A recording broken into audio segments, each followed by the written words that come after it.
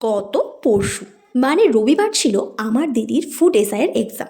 তাই দিদির admit card বের করে আনার দায়িত্ব আমার এই শক্ত কাঁধে পড়েছিল। চটপট দিদির অ্যাডমিট কার্ড বের করে এনে আমি আর দিদি অটো চেপে বেরিয়ে পড়েছিলাম যেখানে সেন্টার পড়েছিল সেখানে। আমার দিদির সেন্টার পড়েছিল চাম্পাহাটি গার্লস হাই স্কুলে।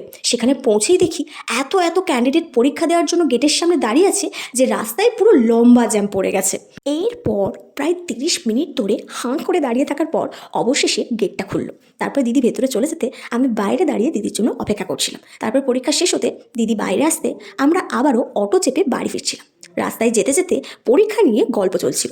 সত্যি বলতে যারা ফুড এসআইয়ের এক্সাম দেবে তাদের অঙ্কে প্রচুর পটু হতে হবে, কেননা কোয়েশ্চেনের 50%টাই নাকি অঙ্কের উপর। তারপর বাড়ি ফিরে তরকারির ঢাকনাটা সরাতেই দেখি রবিবার হওয়ার কারণে মা রেঁধেছিল মাংসের ঝোল। তাই বেশি লেট না করে প্রথমে তেতো তারপরে কষা কষা মাংসের ঝোল দিয়ে দুপুরের খাওয়া দাওয়াটা জমিয়ে সারলাম।